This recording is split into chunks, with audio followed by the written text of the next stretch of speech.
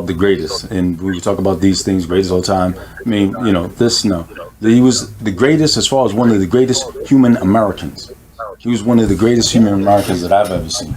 I've never seen anybody's funeral, president's funeral, didn't have it like his funeral was. And when you die and people come and give these type of testaments, that's the proof of the life that you live. Right. And I want to say this quickly. It's a little off topic, but I want everyone to know, because you mentioned the brotherhood between Muhammad Ali and Malcolm X, that this movie they did, One Night in Miami, is a total fictitious lie. Yes, I agree. And so that's not off topic, brother. That's on topic, because this is reality. Nothing in that is true. It's a Keith Powers figment of his imagination. It's called reimagining historical events. It's called historical fiction. And you just make up how you think it would have gone down. Right. And all that stuff, Jim Brown calling Ali, Malcolm X yellow, asking, where's the, pee at, and sneaking in alcohol, and Malcolm X seeming like a confused wimp. Right. All of that stuff is a total lie that belies the nature of the friendship between those men. But see, I just wanted to say that. No.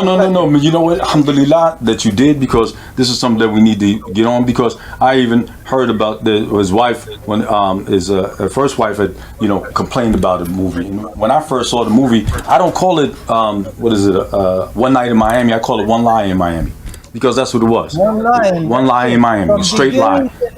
Yeah, from beginning to stuff happened. First, and the thing is this.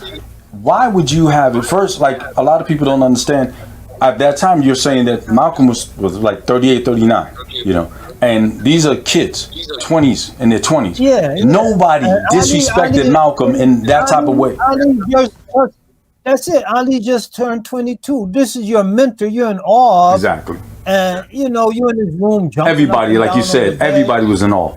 If you look at the movie and you look at when Malcolm X was at the police station, and he came out, and the two crowds, he had the nation, and then he had the other guys, and he just moved his finger, and the people, he cleared the crowd. That's how much respect that the people had. Like I said, that's too much power for one man. And so here they show the movie, and it's like, what's the point? That you're gonna have a young guy, Jim Brown, controlling the situation. You're gonna have Malcolm X over a camera.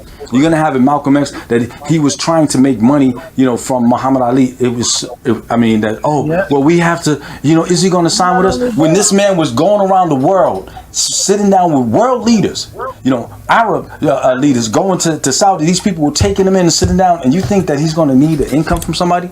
But like you said, it's a propaganda, continuation of messing up, these people's images. It's all part of this effort to, for lack of a better term, to destroy any dignity left with the black man. Right. This is all about this whole deconstruction.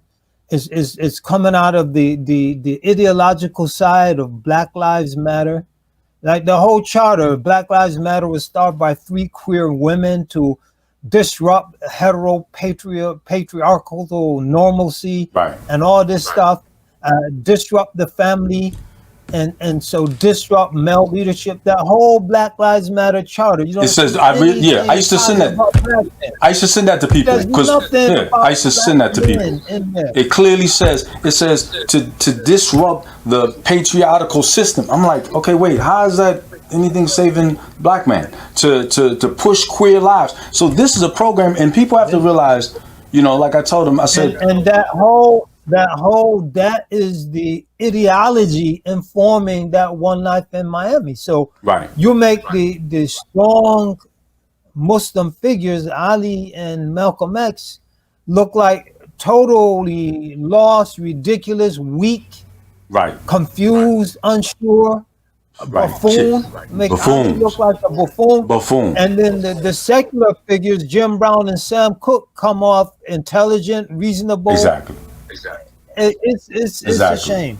And it's a shame to see. The thing is this, like, one of the things with our program, what we have is, we're in opposition to what we call white supremacy media. And regular media is supremacy media.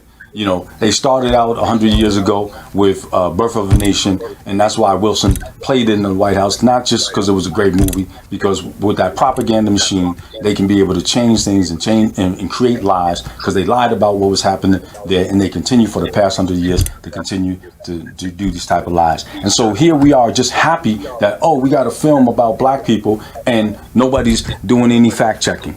Matter of fact, since we're on it, even like Marla Maples' book, I went through the book and the propaganda that they're pushing out there in these groups, the sexual movement they're putting out there, and I went to that page. And throughout the book, they put all this kind of facts and all that. But that page concerning that, they say, I think, probability, there's no proof, but I'm going to say it anyway. Oh, Marable, yeah, Yes. no, that's criminal. Yep. Yeah, I wrote an article about all that stuff. Yeah. You got over 500 footnotes in the books, but you can't find no footnotes on that. It's just all speculation. Exactly. Because the thing is if you comment that was made by Ella Collins' son. Exactly. It's shame. It's shame. But this is part of the thing, like you said. That was the whole thing. That whole let's deconstruct and let's so-called humanize these leaders. Right. Well, one thing. So there's no more great men. Exactly. There's no more great men. Are moving forth in history. So you Right. just tear down all great men. They just like the rest of us. They just weak and Right. they dealing with their issues like all the rest of us. And so why look up to them? Why should a young child, I want to be a Muhammad Ali, I want to be a Malcolm X, when they're just a couple of clowns? With no fact, exactly. And see, the thing is, the fact checking, Muhammad Ali, prior to that fight, had already really been involved with the nation. He changed his habits. So for them to even say that that Jim Brown can trick him into, hey, let's take a drink and go chase some girls, it's like, come on. But like you said, this is a continuation. And with that Janazah, what was going on? The beauty of that. A week later, all of a sudden, some crazy dude, they call himself, goes and kills all these people in the bar, and they synchronize whatever they do to be able to make sure that you can erase all the beauty. I mean, you have presidents there. I mean, people need to watch that 3-hour memorial and hear the testimonies on that. There's miracles, like from the time Ali arrived in Louisville from Phoenix, because he passed away in Phoenix, to the time he was put in the ground. Louisville is like little Baltimore, man. People getting shot left and right. There wasn't a single shooting. SubhanAllah. From the time Ali arrived in that town until he was put in the ground. Wow. There wasn't a single shooting. SubhanAllah. Soon as Ali went in the ground, they started up again. Like you said, soon as Ali went in the ground, this dude down in Orlando, Florida, shoots up the nightclub.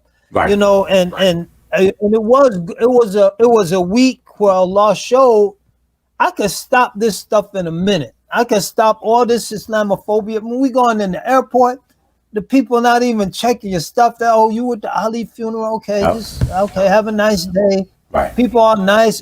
Asking about Islam. Right. Talk about dawah. People, you a Muslim like Muhammad Ali? Right. Let me know about Islam. I mean, Ali was, he was a miraculous human being that Allah used in some amazing ways. But Allah, like you said, Allah showed, I could stop all this stuff in a minute. He stopped it with Ali. He stopped all the killing. He stopped all the hating on Muslims. Yep. Allah Ta'ala stopped it all. And then soon as Ali was in the ground, it started up with that nightclub thing. And that's intended. See, the thing is since we're on, let's be real. What it is people don't understand and people don't study. I study these individuals when I look at the cases. Most of these guys have mental issues. And so it's easy for me to find somebody with some mental issues and then to be able to spark them up. So it's like they have a whole bunch of people with mental issues. Some joker will give them a call and say, hey, now's the time, you should do it. And next thing you know, something happens. The guy had problems, but they weren't associated with Islam. Every last one of these guys are guys with mental issues. They have problems, and anybody can spark them off. And that's what happens. And they did it. They did it just to be able to eliminate it because it was beautiful. And it brought the beauty of it. One of the things in Islam, when we talk about Iman, and you focus on it, we talk, and or even when the Quran, Allah says, when you talk to the people of the book, He said, talk to them in a nice way. And He said, and unless they have, been unjust to you, He said, but tell them that we believe in what we believe in what was sent down to us and what was sent down to them, and that your God and our God are one. Allah tells us how we're supposed to deal with them, because we're supposed to focus on the Creator and focus on the belief, and that's what He did. He focused on that. Focus on the Creator, the commonalities instead of our differences. And we got to finish that mission. Even Malcolm, rahimahullah, or rahimahullah, Muhammad Ali, that last, the Marable book, keep that for just a reference, because some of the footnotes and the research is valuable. All of the speculation is garbage.